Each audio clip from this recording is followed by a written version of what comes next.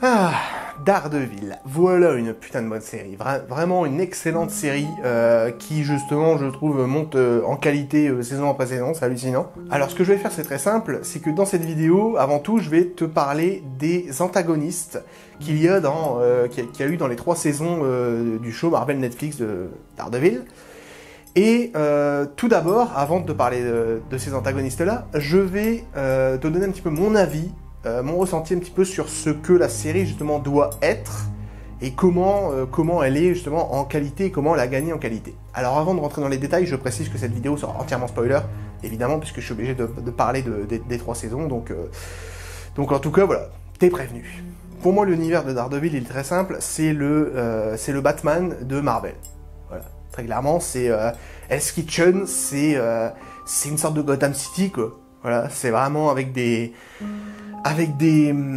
antagonistes qui sont vraiment bien développés, mais qui sont très sombres en fait dans leur manière de faire le mal, on va le dire comme ça. Donc l'univers de Batman et celui de Daredevil sont vraiment très proches, vraiment un univers très sombre, très chaotique en fait, ce que j'aime énormément d'ailleurs, moi personnellement. Et pour moi le but final vraiment très intéressant, que ce soit pour Batman ou Daredevil, c'est que les antagonistes de ces comics-là sont tellement sombres, ils font des choses tellement horribles, qu'ils arrivent à briser en fait le héros, et c'est exactement en tout cas moi ce que je veux voir dans un film Batman, ou ce que je veux voir dans une série comme Daredevil. C'est-à-dire que les antagonistes sont vraiment là pour briser en 1000 morceaux un héros qui est déjà brisé en quelque sorte, puisque Bruce Wayne a assisté à la mort de ses parents, et Matt Murdock, bah, il a aussi un petit peu assisté à la mort de son père en quelque sorte. Il a perdu son père donc très jeune, sa mère n'était pas présente. Il a été élevé dans une église, dans un orphelinat ultra-catholique. Enfin, ils ont un pédigré un petit peu similaire, un petit peu vraiment dramatique, quoi. Donc c'est 2 personnages qui sont déjà brisés à la base et qui utilisent un petit peu la force de la même façon, c'est-à-dire que ils ont un petit peu une image aussi qu'ils essayent de retranscrire, c'est-à-dire que Batman est une chauve-souris. Pourquoi ? Parce que les chauves-souris, ça fait peur. Et Daredevil est un démon. Pourquoi ? Bah parce qu'un démon, ça fait aussi peur. Donc c'est pour essayer d'instaurer la peur dans l'esprit de leurs ennemis, en fait. Donc je trouve déjà les 2 symboles assez similaires et très forts, justement, dans leur construction. Les personnages sont vraiment très bien écrits. Et pour moi, le vraiment but, c'est le but final, en tout cas, c'est de briser le héros, à tel point que ce héros devienne aussi décadent que le méchant, quoi, que l'antagoniste. Il y a toute cette dualité, justement, entre Batman et le Joker, qui justement, le Joker veut justement briser le Chevalier Noir pour qu'il devienne aussi taré que lui, aussi décadent, et qu'il se mette à tuer, quoi. C'est un petit peu le but de Joker, qui lui n'a pas vraiment de but en soi, parce qu'il a aucune moralité, aucune empathie, mais bref. Mais c'est un petit peu vraiment la dualité qui est vraiment intéressante, et que je pense que beaucoup de gens aiment, y compris moi évidemment. C'est vraiment ce que je vois en premier, c'est la psychologie entre Batman et le Joker. Et cette psychologie de dualité, justement, on la retrouve très bien entre Daredevil et le Caïd. Puisque Wilson Fisk est vraiment un personnage qui a toujours 50 longueurs d'avance sur Daredevil, un petit peu comme le Joker a sur Batman. Et d'ailleurs, il le montre très bien en 3e saison, parce que cette saison-là est absolument bluffante à ce niveau-là. Le Caïd a toujours un coup d'avance sur Murdock, donc c'est quand même assez chaud, quoi, pour essayer d'arrêter un mec de ce genre, quoi. Alors pour mon petit avis, c'est que pour moi la saison 1 était excellente, la saison 2 était un poil meilleure que la précédente, et la saison 3 est très clairement une des meilleures saisons de série que j'ai vues de ma vie. Voilà. Donc Daredevil est vraiment une série de qualité qui justement augmente en qualité au fil des saisons et augmente en noirceur, j'ai envie de dire, et va vraiment plus dans la psychologie des personnages et dans une psychologie vraiment un peu sadique que sur les bords. Donc c'est vraiment ce que j'aime beaucoup avec Batman ou avec Daredevil, c'est que ce soit un show vraiment très sombre, très réaliste, avec voilà, la police est très présente. Enfin, je veux dire, tout l'aspect, il y a un gros aspect juridique, que ce soit dans Batman ou Daredevil. Je veux dire, les Dark Knight aussi avaient un gros point juridique dans dans la trilogie de Nolan, qui était vraiment très important, qui était vraiment très réaliste, justement, qu'on retrouve énormément aussi dans Daredevil, notamment en saison 2 avec le procès du Punisher. Donc c'est deux univers qui sont à la fois réalistes et à la fois très sombres, et qui pour moi ont pour but de briser le héros et de faire en sorte que le héros devienne le méchant, un petit peu ce que dit Harvey Dent d'ailleurs dans The Dark Knight. You either die a hero or you live long enough to see yourself become the villain. C'est vraiment cette idéologie-là que je trouve vraiment intéressante dans ces deux univers. Et là, je vais enfin en venir au cœur de la vidéo, les antagonistes. Je vais te parler un petit peu de leur psychologie, de leur personnalité, que je trouve vraiment, vraiment intéressante, et qui, je trouve, sont vraiment des personnages extrêmement bien développés, mais vraiment, dans tout le MCU en règle générale, je trouve que c'est vraiment les meilleurs personnages qu'on ait développés, en tout cas, qu'on ait aussi bien développés, aussi profondément, et de façon aussi brute, aussi sombre, et c'est génial. Donc on va commencer dans l'ordre avec Wilson Fisk, Vincent D'Onofrio qui incarne le Caïd, qui est absolument incroyable dans ce rôle. C'est vraiment c'est le mec qu'il fallait caster, quoi. Il est bien massif et tout ce qu'il faut, c'est vraiment on voit bien que c'est un mec qu'il faut vraiment pas faire chier, et ce que j'ai beaucoup aimé dans la construction de la première saison, c'est le fait que Wilson Fisk soit totalement invisible, enfin soit un personnage qui soit dans l'ombre, de la justice, que personne ne connaisse son nom, et que si quelqu'un déballe un petit peu son nom, voilà, ça craint un petit peu pour lui. Donc c'est vraiment j'ai envie de dire un antagoniste qui a semé vraiment la peur, en fait, rien qu'à entendre son nom, quoi. Donc c'est assez impressionnant de voir un petit peu la construction narrative de cette première saison, comment elle est très sombre à ce niveau-là. C'est vraiment un personnage qui est super bien développé jusque dans son enfance, parce que on voit un petit peu comment il est devenu un petit peu ce qu'il est, avec ses excès de colère, ses excès de rage, de fou furieux carrément, qui voilà, si tu fais un truc qui l'emmerde, bah, il n'hésite pas une seule seconde à te tuer. Et ce que je veux dire, c'est que ce mec-là a une idéologie un petit peu de Hell's Kitchen. Il voudrait vraiment transformer Hell's Kitchen en un paradis, mais en son paradis personnel, j'ai envie de dire, et son paradis personnel nécessite beaucoup de sacrifices, en fait. C'est pour ça qu'il tue énormément de personnes dans la série, et qu'il n'hésite pas à faire vraiment des choses, à tuer même des innocents, et à faire des choses très graves, pour transmettre un petit peu son idéologie de cité parfaite. Donc Fisk, c'est un petit peu un utopiste sur les bords, on pourrait dire, puisque voilà, il recherche vraiment, il y a vraiment son idéologie, mais voilà, elle nécessite de faire beaucoup de sacrifices, ce que bien sûr ne veut pas Daredevil, qui est complètement à l'opposé de ça, qui lui est un catholique pur souche, et qui, voilà, on ne tue personne, on ne peut pas tuer d'êtres humains, c'est pas moral, c'est pas légal, bien sûr. Donc évidemment, il y a cette petite dualité psychologique qui se met en place, et qui est vraiment intéressante. Je trouve que le personnage a été très bien développé en première saison, en deuxième saison également, dans le fait qu'on le voit un petit peu prendre le contrôle de la prison dans laquelle il est. Et en saison 3, ouais, c'est totalement hallucinant de voir un petit peu qu'il a recréé son armée, une armée personnelle qui n'est autre que le gouvernement.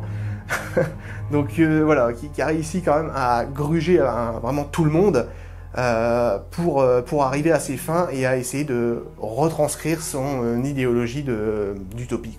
On passe au deuxième personnage, qui n'est autre que Elektra Natchios, incarnée par Elodie Yung, magnifique Elodie Yung. J'adore Elodie Yung dans ce rôle, elle est absolument parfaite, elle colle parfaitement au personnage, elle joue vraiment très bien, et le personnage est vraiment très bien développé, très bien écrit. Je dirais que Elektra, en fait, c'est un petit peu la Selina Kyle, en fait, de Daredevil. C'est vraiment un peu une sorte de Catwoman. C'est une fille qui sait jamais où elle se situe vraiment, en fait, entre les gentils, entre les méchants. Elle est un petit peu dans tous les camps, vraiment comme Selina Kyle, quoi. Donc c'est un petit peu le même genre de personnage, je trouve. Et tout comme Selina Kyle avec Bruce Wayne, Matt et Elektra ont justement une relation un petit peu ambiguë, quoi, sur les bords, mais qui fonctionne très bien. Je trouve que c'est vraiment un très bon duo de personnages, et c'est vraiment une fille qui se situe vraiment un peu d'un côté ou de l'autre, qui est un peu perdue, j'ai envie de dire, qui prend un petit peu du plaisir aussi à combattre les méchants, surtout quand elle est avec Matt. On sent bien que voilà, ça lui fait un petit peu plaisir de le retrouver et de le retrouver dans cette peau, j'ai envie de dire, de héros masqué dans la nuit. Au niveau émotionnel, elle est un petit peu comme Matt, même si Matt est un peu plus droit dans ses actions. J'ai envie de dire qu'ils se ressemblent assez dans leur construction de personnages qui souhaitent pas vraiment s'attacher en fait. Je trouve qu'ils ont un bon feeling en fait et ça fonctionne vraiment très bien, tout comme je leur dis Selina Kyle avec Bruce Wayne quoi. Donc Elektra est vraiment un personnage que j'adore et je voulais aussi rajouter que le costume qu'elle a, le premier costume notamment celui avec la cagoule rouge, je trouve absolument exceptionnel. Je trouvais un des costumes qui a été le mieux fait dans tout l'univers Marvel. Je trouve vraiment très classe, je trouve que c'est vraiment une super bonne idée d'avoir une cagoule comme ça qui en plus reprend un petit peu les couleurs de Elektra, quoi, rouge et noir. Voilà, je trouve ça absolument génial. Et le Yi-Yoon joue très bien, et c'est vraiment un personnage que j'aime beaucoup, et que j'espère revoir un de ces jours dans une potentielle saison 4. Passons au troisième personnage, le Punisher, incarné par Jon Bernthal, faut même plus le citer, Jon Bernthal est absolument incroyable dans ce genre de rôle. Je pense qu'il devrait faire ça jusqu'à la fin de sa carrière, ce mec-là, parce qu'il a déjà une gueule, la gueule de l'emploi avec avec un nez totalement limite cassé, un nez complètement droit, voilà, c'est splendide. Voilà. Il a vraiment un visage de tueur, ce mec-là, et incarner le Punisher comme il l'a fait, je pense que ça devait demander pas mal de travail, parce que c'est un personnage aussi assez torturé, le Punisher. Mais voilà, Jon Bernthal a délivré vraiment encore une prestation absolument hallucinante. Et comme toujours, dans la série Daredevil, le personnage du Punisher de Frank Castle est extrêmement bien écrit. Alors Frank Castle, c'est un personnage complètement détruit, complètement brisé, puisque sa famille s'est fait assassiner et il le vit extrêmement mal, ce qui est un peu logique. Mais il va se mettre carrément en chasse dans la saison 2, en chasse des personnes qui ont justement participé à l'assassinat de sa famille, et une chasse qui est vraiment extrêmement brutale, extrêmement violente, et c'est ça justement un petit peu la patte de Frank Castle, c'est que c'est un mec quand même très bourrin, contrairement à Daredevil qui lui forcément ne tue personne, donc il est beaucoup plus lisse, il agit dans l'ombre. Lui voilà, Frank Castle, c'est vraiment le bon gros mercenaire des familles, quoi. Et c'est vraiment un personnage auquel on peut vraiment s'attacher et avoir de l'empathie pour lui, dans le sens où il a perdu sa famille, surtout quand il raconte un petit peu son histoire avec sa femme, avec sa fille, et son joli conte, là, une fournée, 2 fournées. Piécette des petites malais. Alors c'est une horrible histoire qu'il traîne forcément derrière lui, et qui, voilà, va essayer un petit peu de trouver la paix par la vengeance, mais bien sûr, Daredevil va se mettre un petit peu sur son chemin. Et je trouve qu'il y a une belle aussi évolution au niveau du personnage de Daredevil, qui devient un petit peu plus sombre, puisque dans l'un des épisodes, justement en fin de saison 2, le Punisher dit clairement qu'il faut qu'il tue, qu'il se mette à tuer ces gens-là, parce que c'est des ordures finies, et que voilà. Et Daredevil, vraiment, et Murdock acquiesce, quoi, et dire bon, pour cette fois, on va quand même faire une exception. Donc c'est vraiment intéressant comment le Punisher a une petite influence sur lui, comment tous les personnages ont une influence sur Murdock par la suite, et notamment plus, j'ai envie de dire, en saison 3, mais je vais en reparler dans quelques minutes. Mais voilà, donc le Punisher est vraiment un très très bon personnage, c'est un personnage vraiment brisé, et je trouve qu'il a vraiment sa place dans Daredevil. Et encore une fois, Jon Bernthal est absolument impressionnant dans ce rôle, donc voilà. Le quatrième personnage qui a été pour moi une surprise totale, Ben Poindexter, alias le tireur, qui est un personnage vraiment super bien développé, et je m'attendais vraiment pas à ce qu'on développe un personnage comme ça, aussi instable psychologiquement.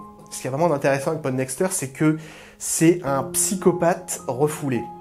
Et je trouve qu'il a beaucoup de points communs justement avec Dexter, avec la série justement Dexter, avec Dexter Morgan, qui s'appelle Poindexter d'ailleurs, c'est très drôle l'analogie, mais bref.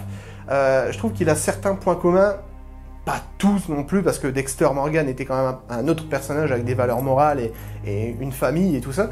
Mais ce que je veux dire, c'est que c'était ces 2 psychopathes qui ont un besoin inéluctable en fait de tuer et commettre des atrocités. Mais la grosse différence avec Dexter, c'est que Poindexter est très fragile en fait psychologiquement et il a vraiment besoin d'un modèle à suivre en fait pour canaliser en fait sa folie. Il a besoin d'avoir un modèle, d'avoir quelqu'un qui soit là pour lui et pour justement, comme j'ai dit, canaliser sa folie, c'est vraiment le bon terme. Et ce canal de folie, ça ne va être que la folie en personne, c'est-à-dire Wilson Fisk qui va justement voir un petit peu que Poindexter a des compétences que peu de gens ont quand même par rapport à ce qu'il fait, quoi. Et il va essayer de travailler ça, et la façon dont il va briser Poindexter est très similaire à la façon dont le Joker brise Harvey Dent dans The Dark Knight. Et là, je vais faire une grosse analogie à The Dark Knight parce que je trouve que la saison 3 de Daredevil a les mêmes intentions d'écriture, a la même ligne scénaristique que le film de Christopher Nolan. Ce qui n'est absolument bien sûr pas pour me déplaire, vu le gros fan de Christopher Nolan ou de Dark Knight ou de Batman en règle générale que je suis. Je trouve qu'il y a vraiment beaucoup de similitudes dans la ligne directrice, la ligne principale d'écriture entre la saison 3 de Daredevil et celle de The Dark Knight. C'est-à-dire que Wilson Fisk et le Joker ont toujours 50 longueurs d'avance sur le héros dans le film et dans la série. Et la façon dont vraiment Wilson Fisk va briser Poindexter est quand même vraiment très similaire à celle du Joker et de Dent. C'est-à-dire qu'il va le briser avec des mots, tout simplement, comme le Joker fait quand il va voir Harvey Dent dans cette scène absolument dantesque où il va voir Harvey Dent à l'hôpital et qu'il le brise en essayant de lui donner un petit peu son modèle de moralité, qui pour le Joker est l'immoralité la plus totale, puisque son modèle de moralité c'est le chaos, et le modèle de moralité que Harvey Dent va prendre, en fait, ce en quoi il va croire, c'est sa pièce fétiche, c'est tout simplement le hasard. Parce qu'au final, dans The Dark Knight, la pièce de Dent représente sa moralité, représente ce en quoi il croit aujourd'hui en tant que double face, c'est-à-dire le hasard.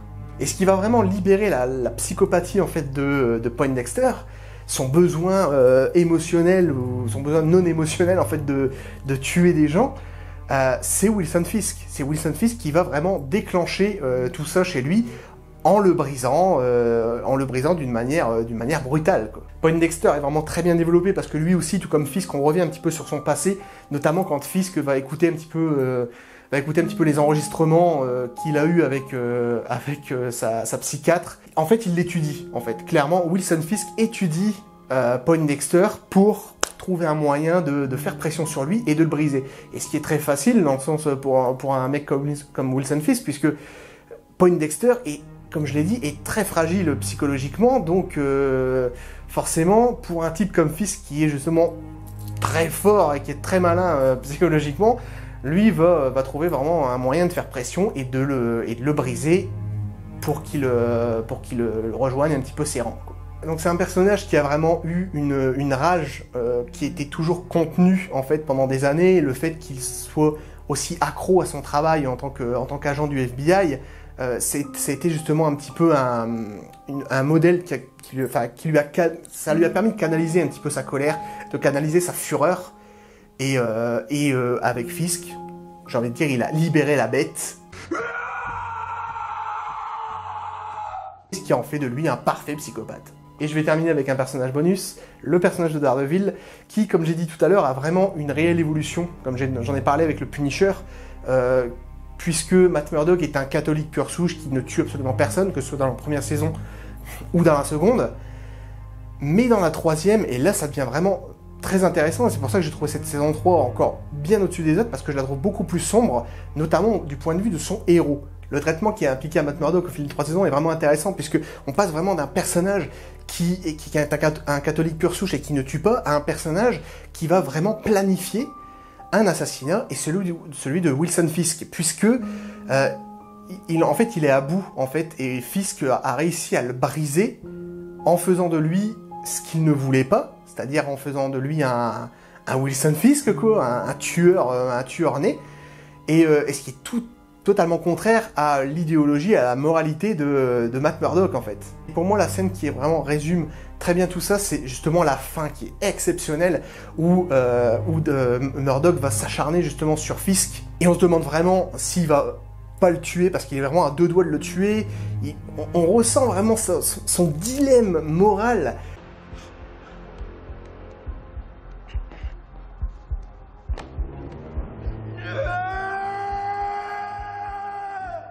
Et on sent vraiment que c'est très dur pour lui, un petit peu de la même manière que dans Man of Steel, notamment quand Superman tue Zod, on sent très bien que c'est contraire à sa moralité.